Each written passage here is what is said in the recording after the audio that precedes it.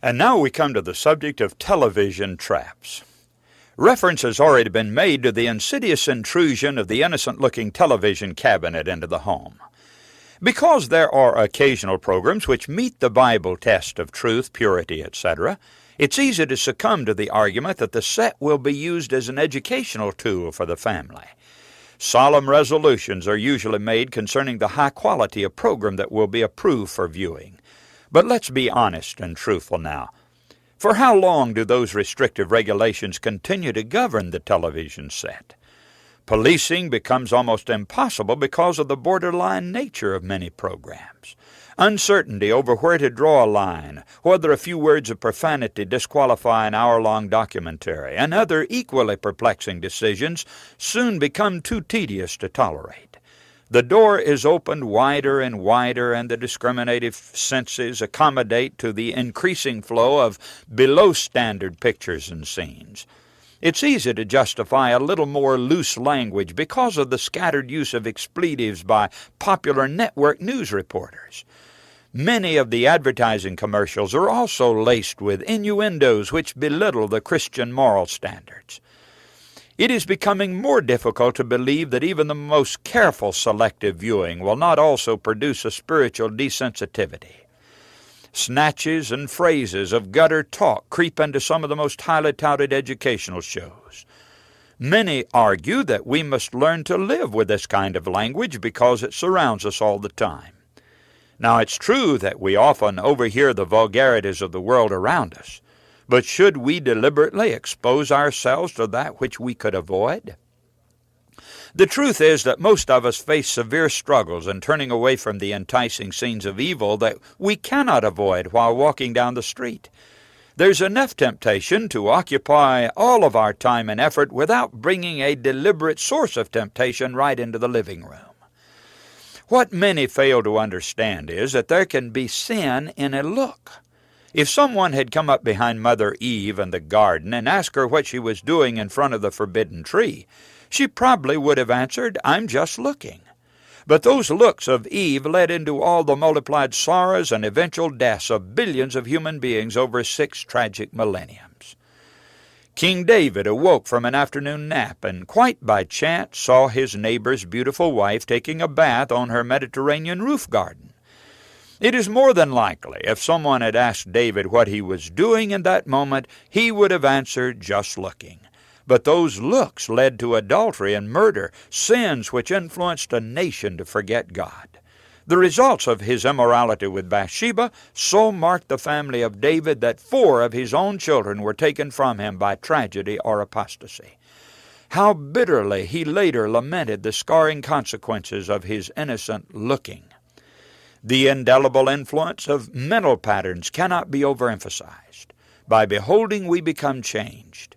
Thoughts are produced by what a person sees. In Proverbs 23:7 we read, "For as he thinketh in his heart, so is he."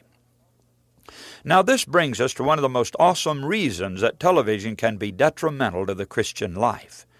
It is based upon the principle of vicarious or mental participation in sin. Jesus declared, "Ye have heard that it was said of them of old time, Thou shalt not commit adultery. But I say unto you that whosoever looketh on a woman to lust after her hath committed adultery with her already in his heart." Matthew 5:27 and 28. Now please note that the mind is capable of creating such realistic mental pictures that people actually become involved in the imaginary scenes. The participation is so real that Jesus said we are held accountable for what we permit our minds to dwell upon, just as though we were going through the physical act itself. Since the brain is the decision center for the body, every act performed must first be conceived in the mind before it can be translated into action. The brain, through the vast nerve communication system, sends the message for hands, feet, or other physical organs to go into action. This, by the way, is the precise point of the strongest temptation. Harboring the mental picture until it transmits the order for the body to act is so presumptuous and so debilitating to the will that few people are able to turn back from obeying the order. The Christian's only sure protection from sin is to reject the thought or imagination of evil which Satan seeks to impose on the mind. Once the evil deed has been harbored and pondered, even though only as a thought, the incredible intimate relationship of mind and body begins to produce physical reactions. With the speed of electricity, the brain sends out the message alerting the entire body to the contemplated action. Now the mind and body unite in bringing pressure for the person to perform the act. But let us suppose that it's impossible for the person to carry out the physical indulgence prompted by the mind. Perhaps a lustful attitude has been produced in the thoughts, but there is no one with whom to participate in the act of sin. Or, if the person is a Christian, he might have such strong inhibitions against the contemplated act that he will resist carrying out the impulses of the mind. In this case, the sin exists only in the imagination.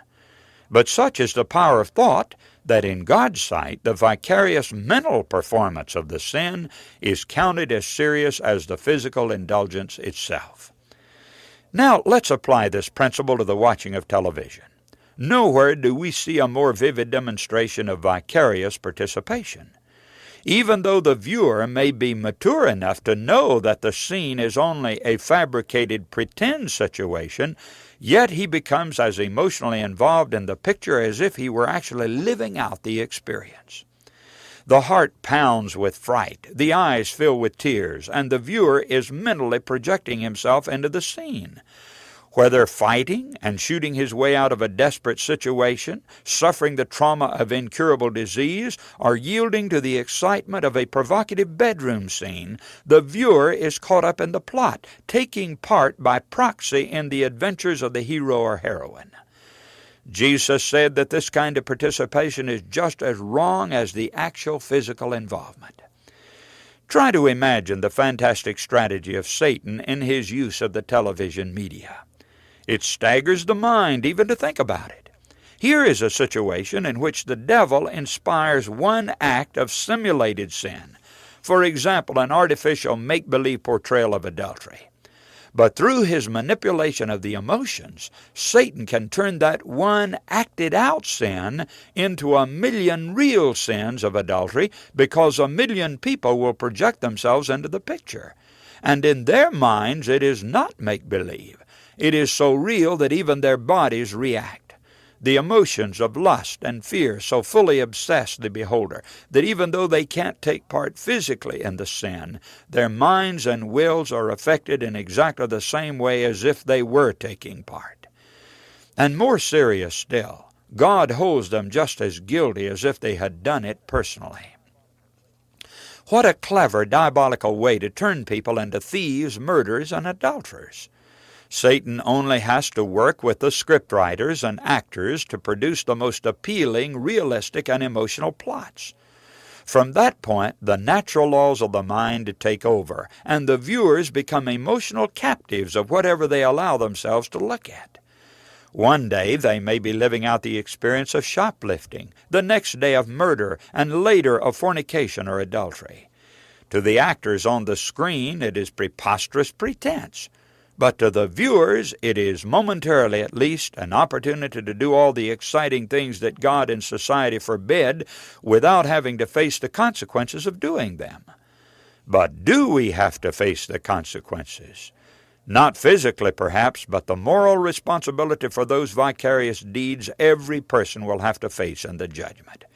For those who have not confessed and forsaken those sins, what a terrible account must be rendered for the prostitution of the sacred powers of mind and body. Surely this principle of sin by substitution explains why the Bible speaks so strongly on the subject of the five senses. Jesus made it clear that no effort should be spared in safeguarding the avenues of the mind. Immediately after his comment about looking on a woman in lust, he said, "And if thy right eye offend thee, pluck it out, and cast it from thee. For it is profitable for thee that one of thy members should perish, and not that thy whole body should be cast into hell." Matthew 5:29. Now this text has been often misconstrued. Jesus was not talking about the physical eye.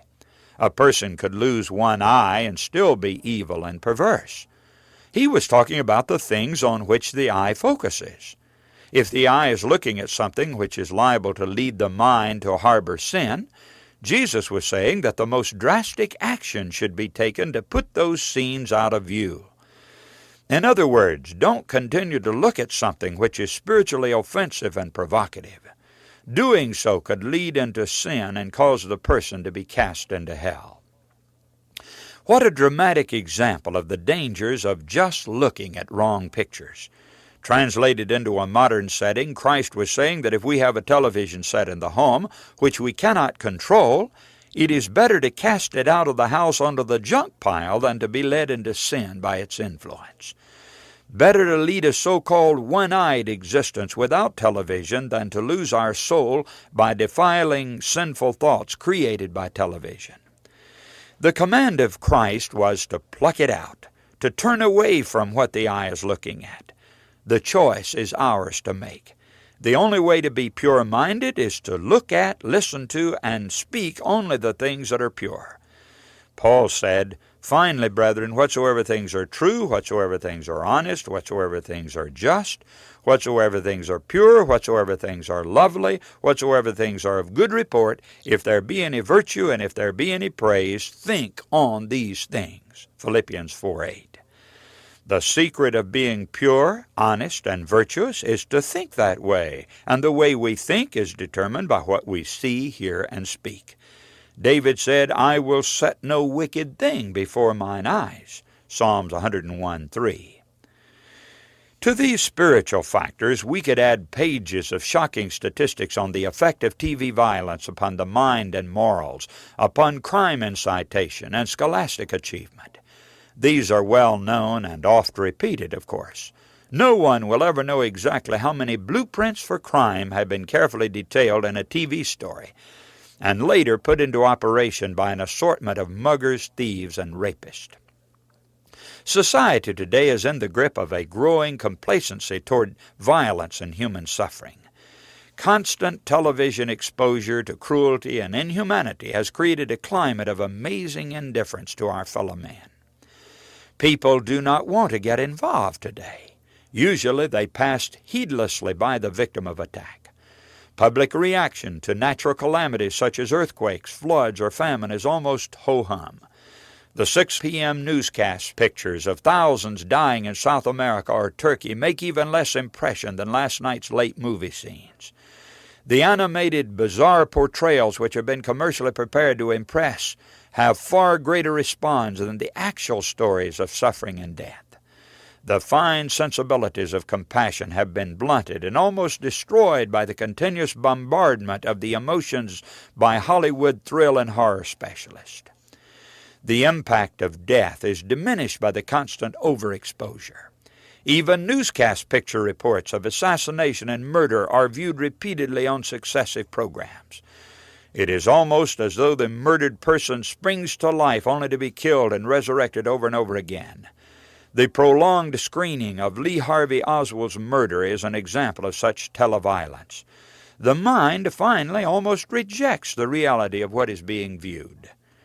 Now, what effect does it finally have upon human conscience and character? No doubt there is an innate morbid desire to witness violence without guilt. As an innocent bystander, the TV watcher is neither the aggressor nor the victim. With nothing to do but watch and being unable to intervene, he gradually adjusts to a mentality of fascinated inaction. Under constant bombardment, the mind actually blurs to what is fantasy and what is reality. This is why so many are able to stand by and watch brutality and violence in real life without lifting a finger. A bride recently said, "We're starting out with just the bare necessities of life, a bed, a stove, and a TV set." Well, with 98% of American homes owning a set, try your best to visualize the effect of its 6.5 hours of operation. Children spend 1/3 of their waking hours under the artificial hammering influence of ideas and philosophies which their parents did not originate and often do not even know about. It has been determined that 1/4 of the children between 5 and 20 watch over 5 hours of television every school day. Now, this is even more time than they're under the direct instruction of school teachers, more time than they play each day or eat. Only sleeping time tops television as the greatest time consumer. Now, what type of message is being literally driven into the open minds of these boys and girls? Of all TV programming, 83% contains violence, and 98% of cartoons depict violent action also. In fact, when your children are watching cartoons, they're treated to an average 30 acts of violence every 2 minutes. Western and detective dramas are not much better because 97% of them contain violence. But what about the children who are not old enough to be in school? There are nearly 12 million of them between 3 and 5 years of age. According to the Nielsen Television Index, these preschoolers sit in front of the tube an average of 54.1 hours each week. Think of the power exerted over the pliable minds and emotions of these near babies. For 64% of their waking hours, they absorb the tensions, violence, and nerve-warping inanities of commercial television. Do we wonder why older generations of youth seem to be having difficulty adjusting to real life and people? Dr. Victor B. Klein of the University of Utah has estimated that between kindergarten and age 14, a child witnesses the violent death of over 13,000 human beings on the TV screen. Since the pre-kindergartners are watching 64% of their days, try to imagine how many murders they witnessed beyond those 13,000. No hard-bitten veteran of daily combat ever came near the horrible mayhem and slaughter of the daily TV fare. Perhaps the most conclusive study on the subject of TV aggression was documented by Alfred Bandura and Associates and was published in the Journal of Abnormal and Social Psychology. Their conclusions were drawn from actual observation of normal children measured by reactions of a control group when exposed to screen violence. Their emphatic conclusion was that filmed aggression heightened aggressive dispositions in children. They definitely do imitate the violent behavior which they view on TV programs. In 1969, the National Commission on the Causes and Prevention of Violence gave a report on their exhaustive research. Here is the substance of their conclusions. Quote, "The preponderance of available research evidence strongly suggests that violence in television programs can and does have adverse effects upon audiences, particularly child audiences." End quote.